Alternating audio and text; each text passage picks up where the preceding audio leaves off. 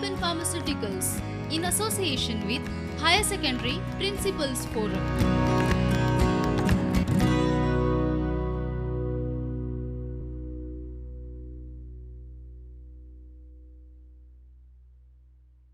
Good day, students. I am teacher Jennifer Naik from Mount Mary's Higher Secondary School, Chinchinim, and I teach secretarial practice. Today, I will be doing the first unit with you, Unit 1, Issue of Shares. The topic may have been started with you in the class, but we will be going through the whole topic again. Now, for the first mid-test, you have two units. Unit 1, Issue of Shares, and Unit 2A, Correspondence with Members of a Company, and Unit 2B, Correspondence with Directors of a Company. So, this is for your first mid-test. Now, from these two units, I will be explaining to you issue of shares. This is a vast unit. It's a lengthy unit compared to all the units that are in the textbook. The allocation of marks for this unit by Goa board is 12 marks. Now, since this chapter is lengthy, we will be dividing this unit into 3, and I will be starting with the first part of the unit. Now, the first part in this that we are going to go through is, now in unit of issue of shares, now these are the topics I will be covering up today. Capital market, meaning primary market, meaning features, mode of raising capital in primary market, and the different modes you can see on the screen that is put forward before you, and secondary market, meaning and functions. This is what I will be covering up today in my lesson. Now, the first thing that we are going to learn is regarding capital market. Now, what is capital market? Capital market is a market for long-term funds.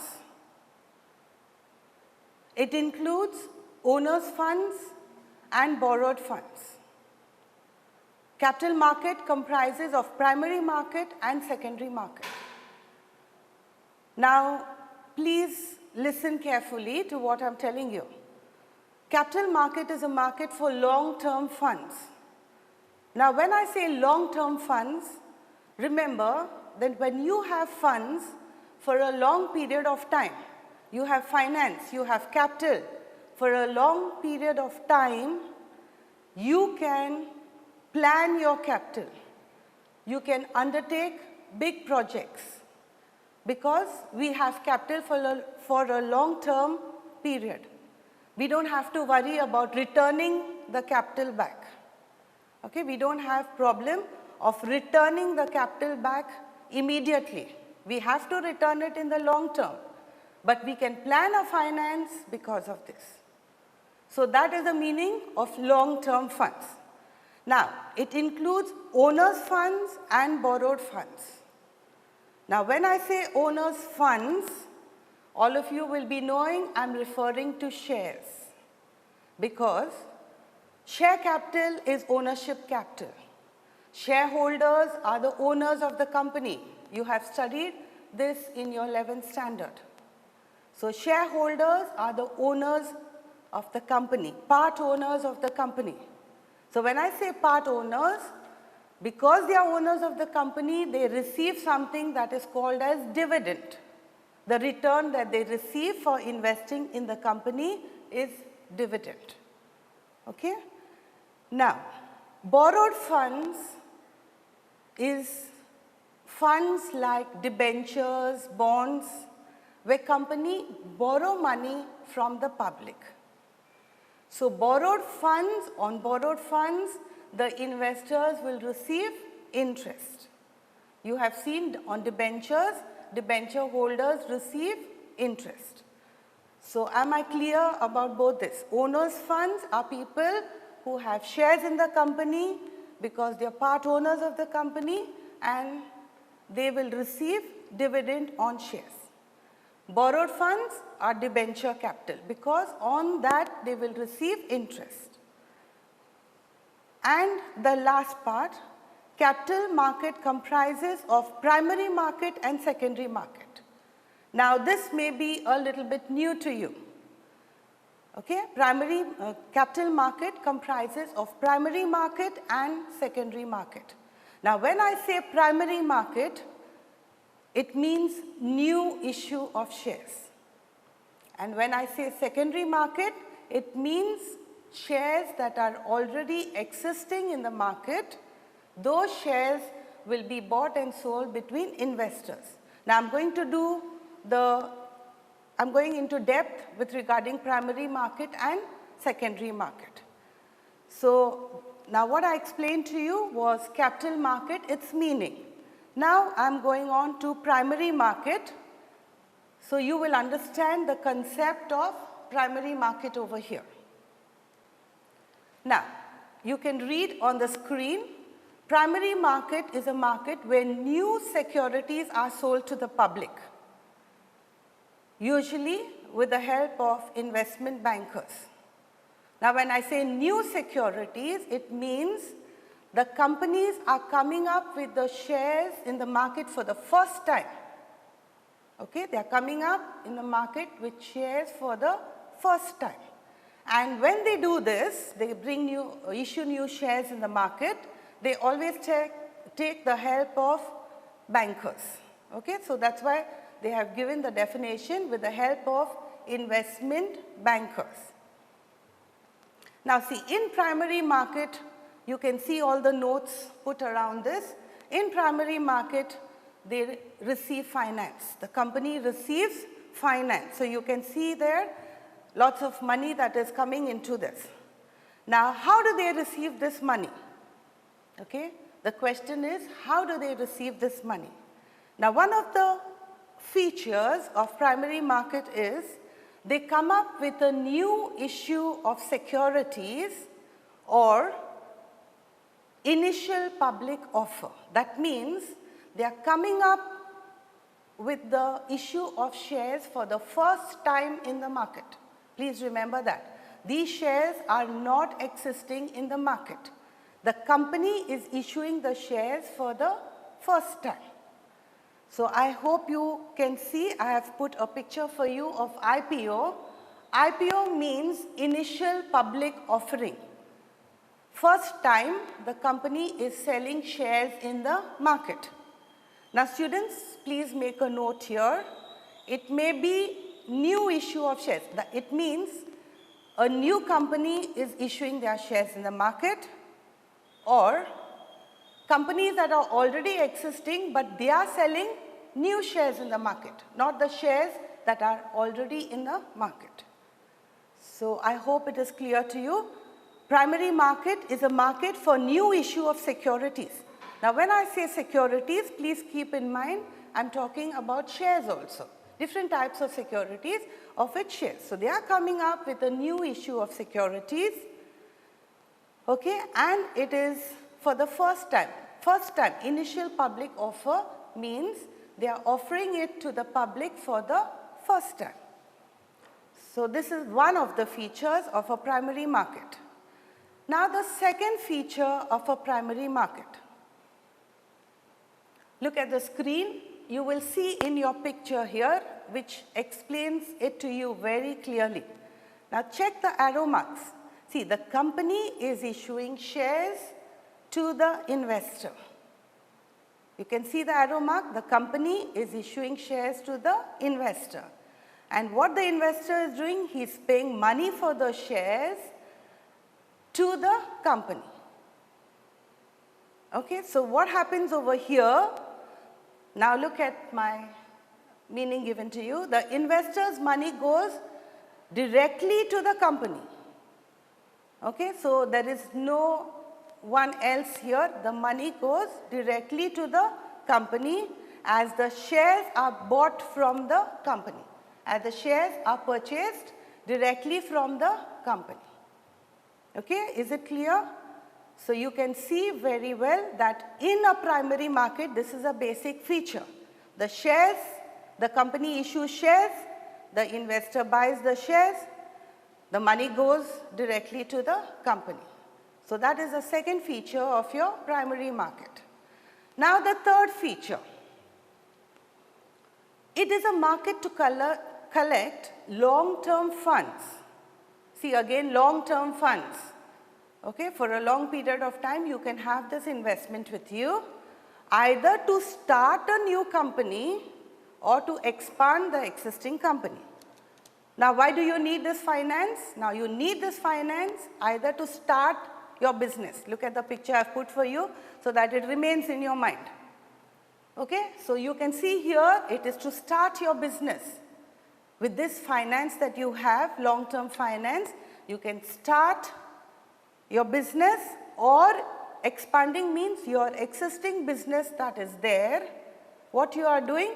You are expanding it. Say if you have a shop or say a mall where you are selling only garments, but you realize that there is scope for you. So what you do? You divert into consumer products. You open a side by side. So you are expanding your business. So that's why this finance can be used. So primary market, they raise finance for long-term funds or to start a new company or to expand the existing company. So I hope these three features of a primary market are clear to you. So the first one is they come up with the issue of shares for the first time, the money goes directly to the company, and the third is it is used either to start a new company or to expand your existing company. So I'll go on to the next. Now, in primary market, they have 4 modes of raising capital. Now, the first mode of raising capital is an IPO. Okay, they have 4 modes of raising capital, from which the first one I'm doing now is IPO, initial public offering. Now, it is initial public offering I've already touched when I was teaching with you primary market. So when they come up with a new issue of securities in the market for the first time. Okay, so that is very clear. I'm not going much more into it. Then, while issuing an IPO, okay, what is done? Again, you can see in an initial public offering the features. I'm doing the features of IPO. You can see the investor's money goes directly to the company. Remember that picture I showed you. Okay, the company's money where the investor buys it and the money goes directly to the company. So this is the feature of that. Investor's money goes directly to the company for the new issue of shares. Then, it is a larger source of funds. It has a long indefinite maturity. Again, I said, when you raise capital through shares, you get a large source of funds, and you know that share capital is returned only at the time of winding up of the company. I'm reminding you here. So that's why it has a long indefinite maturity. As long as the company is a going concern, the capital remains with you. Okay, so that is an advantage. Then third, it is made through the book building method. Now this is new to you, book building method. Now I'll be discussing book building with you in detail, then you will know what it is. But book building is where the shares are built through the method of a book. Okay, people keep applying for the shares through the book building method. So every day your share prices increase, your people start buying for the shares, and that's how the book is built. Book is built means the amount for shares people have subscribed for. Okay, so book building method or predetermined price. Now predetermined price means the company fixes the price of the shares initially in the beginning. So if it suits the buyer will apply for the shares. Okay, that's the meaning of it. And then next, shares of an IPO. Again, shares of an initial public offering is traded in the demat form. Students, I don't know if you know what is a demat account. A demat, the full form of demat is dematerialization of shares. Dematerialization of shares is when physical shares is converted into electronic shares. Okay, so you don't have a physical share certificate. When I say physical, it means you have a hard copy with you. You have a paper with you to show the shares. But over here, it is in the electronic form. So you don't have any physical paper with you, but you have it in the electronic form. So shares in an IPO are traded in the demat form. Now when I say demat form, then you have to have a demat account. Without a demat account, you cannot trade in shares. Please remember that. So you have to open a demat account, which is similar to a bank account, but you have to go through a broker. The broker will open the demat account for you. Okay? You have another part where you will be doing the details of dematerialization of shares, where you understand this better. But for the time being, don't confuse yourself. Just see that you have understood that traded in demat form, the demat account is like a bank account. That much you have to remember. So if this is clear to you, I am going on to the next. Now the second mode of raising capital, the first mode is IPO. The second mode of raising capital is book building process, what I was talking to you as a feature of IPO, where it can be made through the book building method. So over here, now we are going to study what is a book building process. Now see, the meaning is given to you here. It is a process of price discovery. Over here, you discover the price. The company gives you more or less the price, but here you are discovering the price. You are putting your price that you want for a shares. But how you are putting it, I will be explaining to you. Second, it is determined on the basis of demand of investors. Okay, you will see how many people, how many investors want these shares. How many investors are bidding for these shares. How many investors are going to go on applying for these shares. Okay, so it is determined on the basis of demand of investors. And third, it is a process of fixing price at various price levels. Now you will say, how can this be various price levels? I will be explaining that to you as we go into the features of book building. Okay, so please do not get confused. Now over here you can see book building features. Okay, now the first thing is they will give you a price range. The company gives you a price range. You have two prices over here. Just look at my picture on the screen. You can see you have a floor price, which is a lower price, and the cap price, which is the upper price. Now, the lower price is called the floor price. Okay? The lower price is called the floor price, and the upper price is called the cap price. So two price ranges are given to you over here. The cap price is the upper price. The company will fix the upper price and the company will fix the lower price, that is your floor price. Now I want you to remember, for you not to get confused or to forget when you are studying this, now please remember cap. Where do you use your cap? You use your cap on your head. Okay, upper part of your body. So remember, cap price is the upper price. And the floor, your feet are on the floor, it's always down. So that will be your lower price. Okay, so these are the key words to remember this, not to get confused. So cap price is the upper price, the floor price is your lower price. Now you have to bid for the shares between the cap price and the floor price. Okay, you have to apply for the shares between the cap price and the floor price. The cap price cannot exceed 20% of the floor price. So you cannot demand for shares more than 20% of the floor price. Suppose your floor price cost is 100 rupees. Okay? What is 20% of 100? Is 20 rupees. So you cannot bid for the shares for more than 120 rupees. So your range for this in my example will be between 100 to 120. Only this is your price range.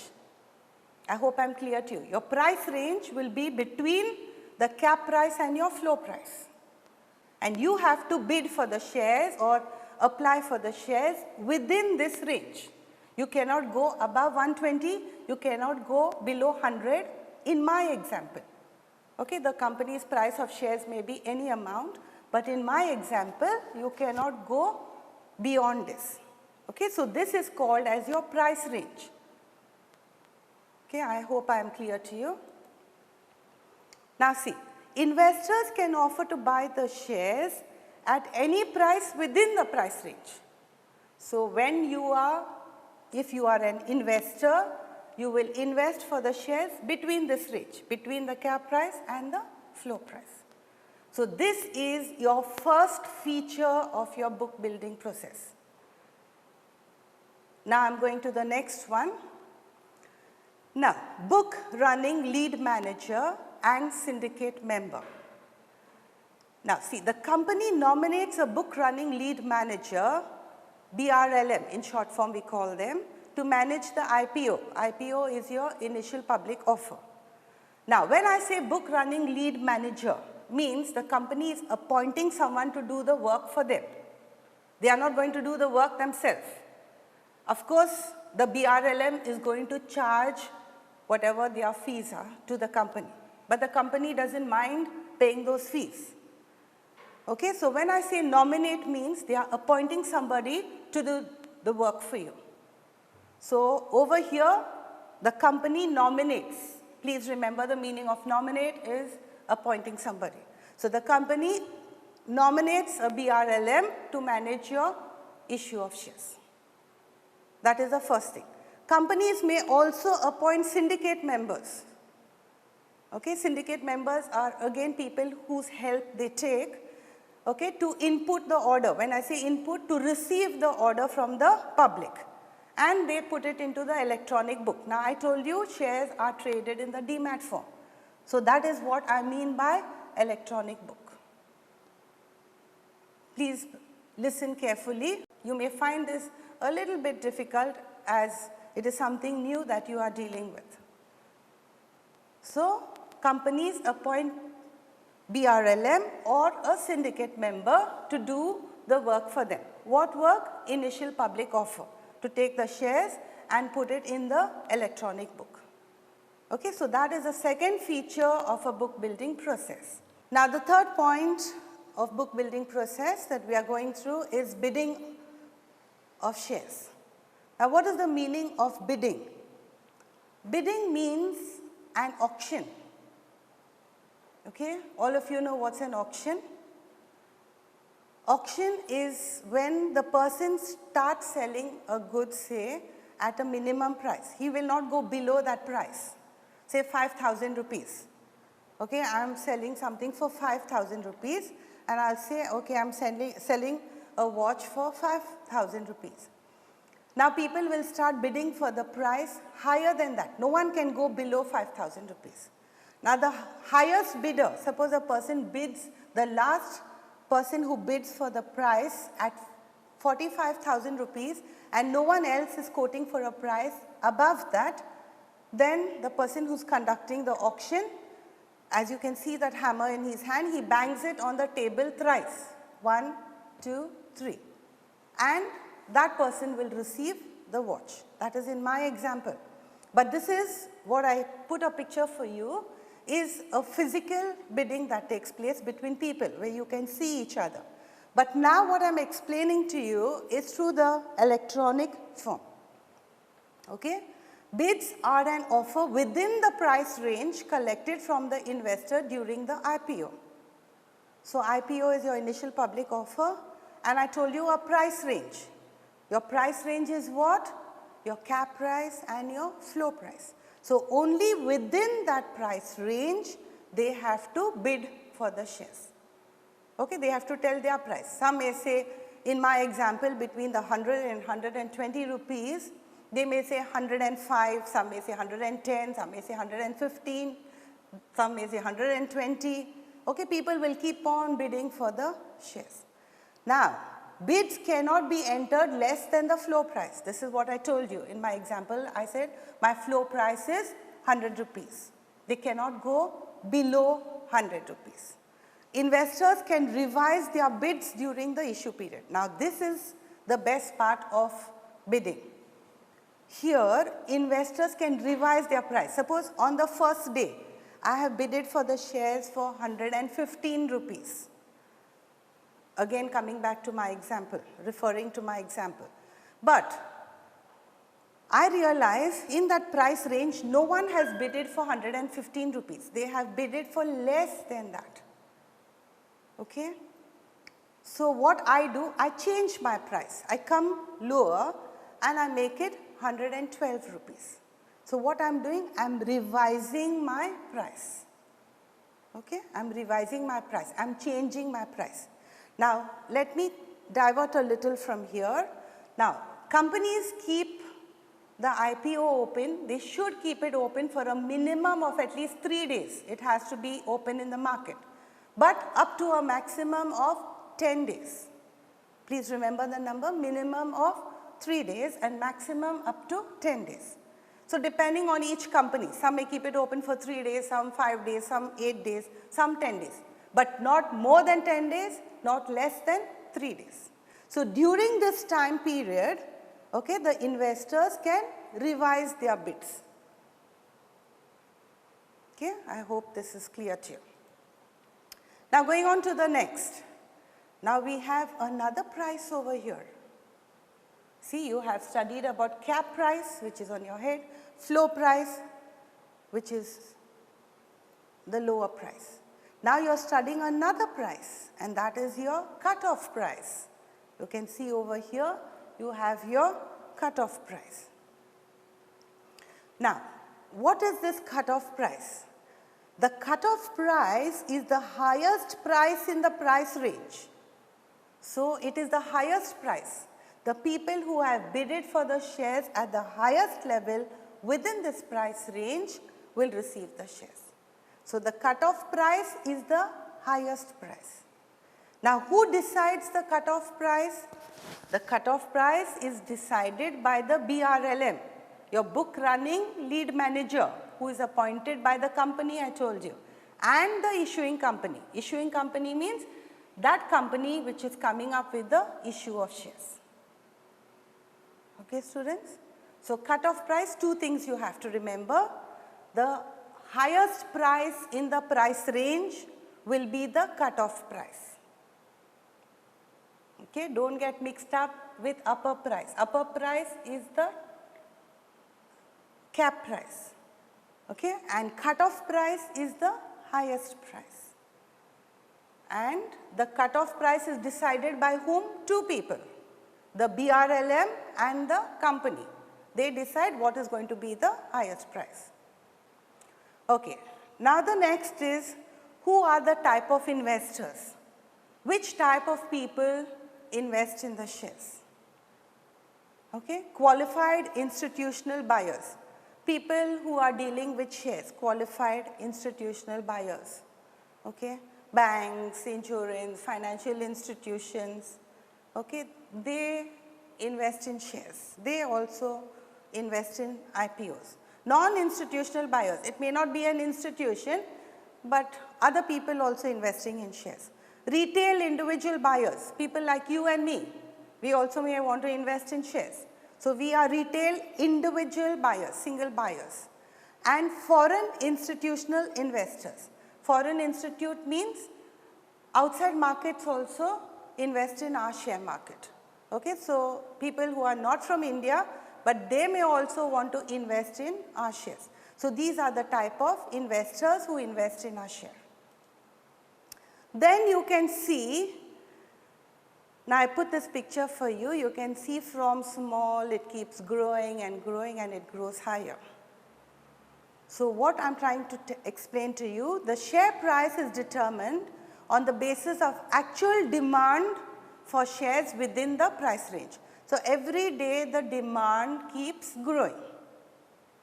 Okay? Every day the demand keeps growing. The demand for securities can be known every day as the book is built. So you can check these prices every day till the issue is open. You can check these prices every day.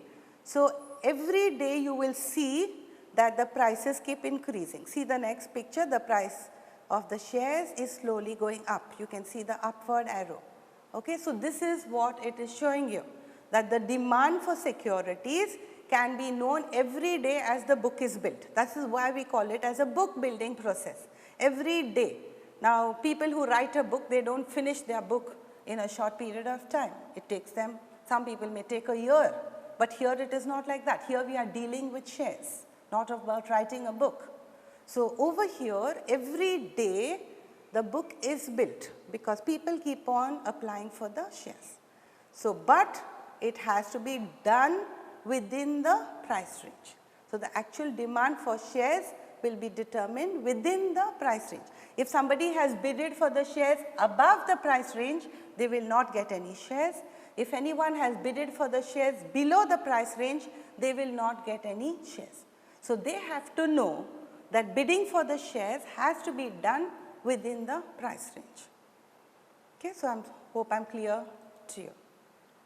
Now, so far students, I have done two modes of raising capital with you. First is IPO, initial public offer, and the second one is book building process. Okay, now the third one I am going to go through is called as private placement. Okay, pay attention now. Private placement. What is the meaning of private placement? Private placement is an offer of securities or invitation to subscribe to securities to a select group of persons by a company. Now, what is the meaning of this? Over here, the company is offering shares or inviting people to subscribe to shares, but to whom? Not to the entire public. They are giving it to a select group of persons. They are selecting a group of persons. The company is selecting a group of persons. They are not keeping it open in the market for the public to buy the shares. Okay, they are not keeping it open for the public to buy the shares. They are keeping it open in the market. So over here I have put this picture. See the down picture. Suppose this is the company inside the circle, and you can see the arrow marks 4. So the company is selecting whom they want to buy the shares. Okay?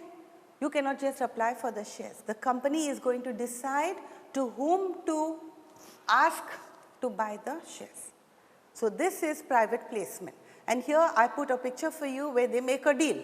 The companies are making a deal with the selected person with whom he has asked to subscribe to the shares. Now, who are these select group of persons? Okay, they can be financial institutions, they can be banks, they can be mutual funds. So it can be anyone whom the company feels like inviting.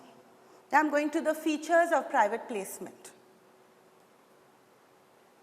Now the first feature of private placement. Now this offer of shares or offer of securities can be made to not more than 200 people. Please remember the number, 200 people. So over here the company sends an offer letter. They offer the shares to not more than 200 people. That is the maximum limit the company will offer the shares to. But they will select to whom they are going to give the shares. Okay? The public cannot subscribe for the shares. They will decide who will apply for these shares. So that is the first point. Now the second point, money payable. Now when people buy these shares, they will pay the money either through a check or any banking instrument, okay, or electronic way of paying, e-banking, any way, demand draft, okay, you pay this money through these modes of payment. No cash will be accepted by the company. Cash, I mean hard cash, notes. The company will not accept cash. So you pay this money when you're buying shares of private placement, either through a check or other banking instruments. Now when I said banking instruments, I explained to you it can be through electronic mode of payment also.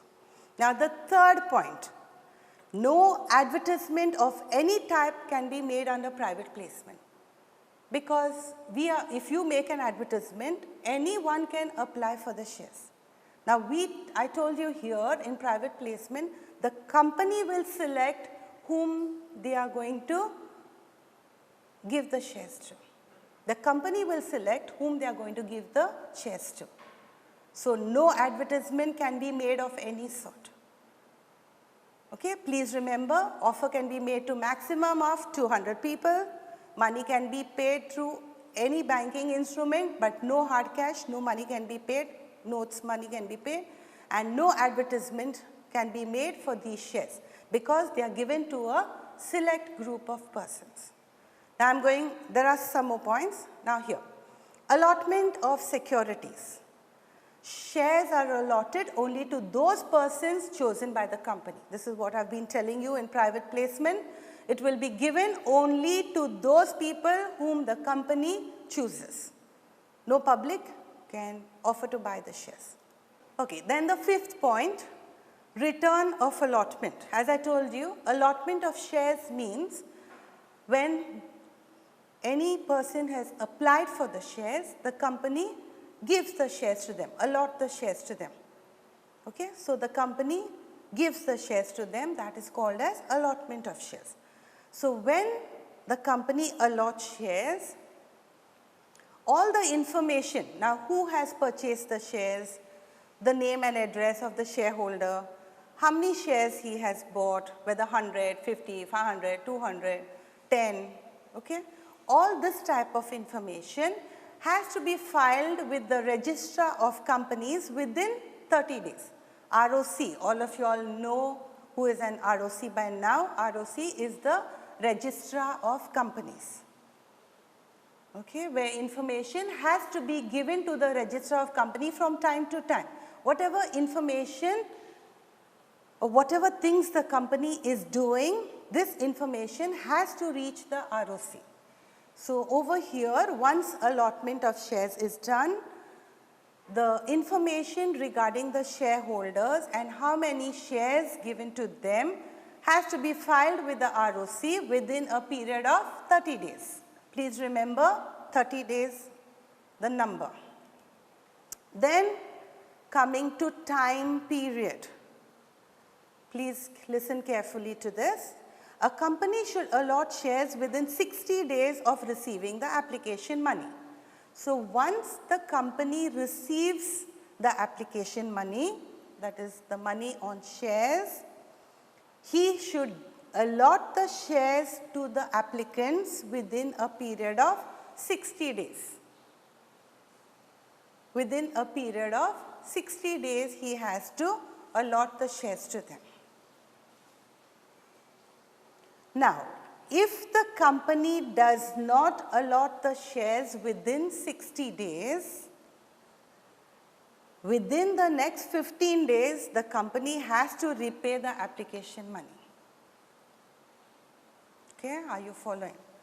If they don't give the money within 60 days, allot the shares within 60 days, within the next 15 days, the company has to return the money that they have paid on the shares. And if they don't return the money within 15 days, then the company has to pay this application money along with interest of 12%. So if the company delays, the amount of application money along with 12% interest has to be returned back to the shareholders. So the last point, please make a note again, time period. Please remember this, a company should allot shares within 60 days of receiving the application money. So once you receive the application money, within 60 days, the company has to allot the shares. Now, if the company does not allot the shares within 15 days, then he has to return back this money within the next 15 days from that date. Now, if he doesn't do it, he pays that money along with 12% interest. That is the rule of the Companies Act. So, this is what he has to do. Okay, so these are the features of private placement. So, to revise it or summarize it, the first one, as I told you, the money cannot be distributed to more than 200 people. No cash can be paid. It is done through a check or banking mode of payment, and no advertisement of any sort can be made. And shares are allotted only to those people that are chosen by the company.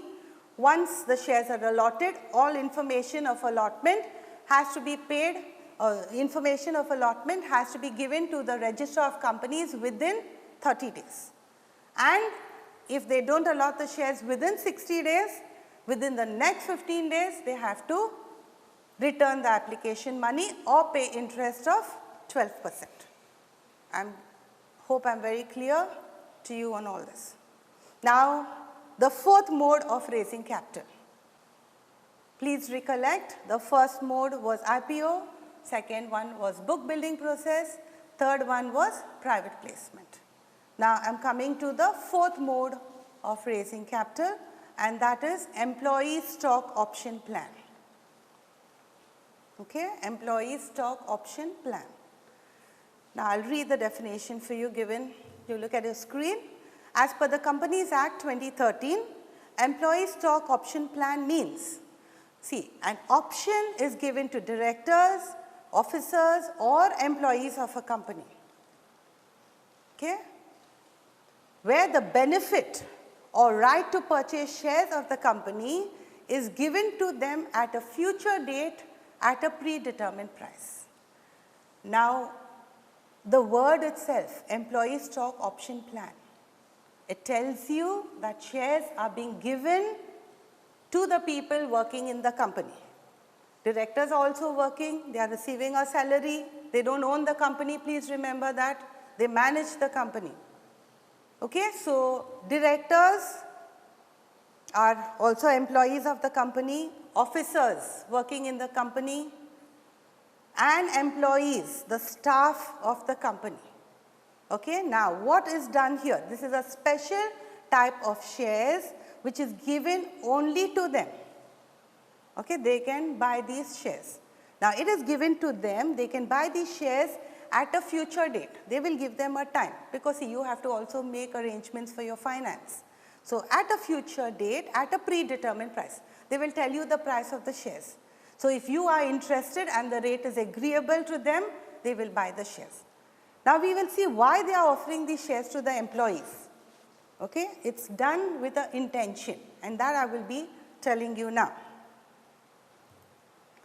Now, the features of employee stock option plan. The first one, the short form, okay. ESOP, also referred to as sweat equity shares, is a voluntary scheme offered by companies to its employees. Now, see, when I say sweat equity shares, the word sweat, when do we sweat? When it is hot or you are doing hard work. Please remember, the word sweat is related to hard work. So, people are working very hard in a company. They are putting in their best for the company. So, what the company wants to do, it is a voluntary scheme. The company is not making it compulsory that you have to buy the shares in the company. But what they are doing, it is a voluntary scheme offered by companies to its employees. So, the company is offering me a chance first to buy the shares because I am working in the company. And I would be very happy to buy the shares because I am working hard in the company. So, when the company does well, I am going to benefit. That is the intention behind this. Okay? So, when they offer the shares to directors, officers or employees, they know that these people are going to work very hard, because whatever is earned by the company will also be shared among them. Because if the company makes high profits, the dividend go up. If the dividend go up, when I have shares in a company, I am going to earn a higher rate of dividend. So this is how it goes. Okay? So the first point of employee stock option plan is referred to as sweat equity. Remember, sweat is related to hard work. Sweat equity shares, and it is a voluntary scheme. No one is forcing you to buy the shares. It is of your own free will that you will buy the shares. Okay? And it is given only to the employees of the company. Now, second one, ESOP is to retain high caliber employees and make them feel a sense of belonging so that they participate in the management of the company. High caliber employees, people who are very efficient. Now, when people are very efficient, there are other companies waiting to grab them to do their work. Please remember that. Okay, when you are good at your work, anyone is ready to take you in their company, employ you in their company. So, this is a temptation for the employee. They tempt the employee, please buy the shares of our company. Because once you buy shares, you say, okay, I have shares in the company and I'm going to work hard in that company. Okay? So, this is a temptation to retain high caliber employees, very efficient employees, and once they buy shares, they feel, okay, I belong to this company. I'm not going to go from here, I belong here. And they start working in the company with extra effort. Now, these employees can subscribe for securities when the scheme is in operation. Only when the company comes up with the scheme, at that time they can apply for the shares. So, I put a pic for you here, a picture where you can see an employee. The moment the company is coming up with an ESOP, he is ready to go to buy the shares. Okay? So, he grants a right to the employee. So, only the employees have a right. Nobody else can buy these shares. A right is given to the employee to subscribe for securities when the scheme is in operation. It has to be in operation, otherwise you cannot buy these shares. Please remember that. Okay? Then, the company cannot issue sweat equity shares for more than 5% of the paid up capital or the value of shares issued worth rupees 5 crores, whichever is higher. So, how much can be given to the employees? There is a cut-off limit made by the company. The cut-off limit is 5% of the paid up capital. Okay? The limit is 5% of the paid up capital. Whatever may be the paid up capital, they cannot give more than 5% to the employees of the company. Only that much. Or if you take it in worth of rupees, you can say that it should not be more than 5 crores. Okay, whichever is higher. If 5% comes to higher, you can apply, you can say I am issuing 5% of the paid up capital. Or if 5 crores is higher than 5%, then you will say I am going to give 5 crores as paid up capital to the employees. So, this is the limit. The company cannot exceed this limit. Now, the fifth feature of ESOP is any share issued under the ESOP shall be locked in for a period of 1 year from the date of allotment. Now, what is the meaning of this? It means that once you buy the shares, these shares remain for a lock-in period of 1 year. So, if you need the money during this 1 year, you would not be advised to invest the money here, because for 1 year you will not be able to utilize this money for anything else. It will remain with the company for 1 year. Okay? So, please remember, any shares that you buy under the employee stock option plan remains locked in for a period of 1 year from the date the company allots the shares to you. So, if you need the money during this 1 year, you would be advised not to invest it in this. Invest in some other scheme. But if you don't need that money for 1 year, then you can invest your money in ESOP. And the last point of employee stock option plan, these shares, once they are given to an employee, they cannot be transferred to anyone. You cannot transfer it to anyone. You are an employee of the company, the shares remain with you, for you. You cannot transfer it to anyone. Okay, so these are the features of employee stock option plan. So I hope you have understood this clearly. So now in primary market, we did 4 modes of raising capital. Okay, IPO, the book building process, private placement, and employee stock option plan. So with this, I will end my lesson for today. Prudent Scholars, powered by Lupin Pharmaceuticals.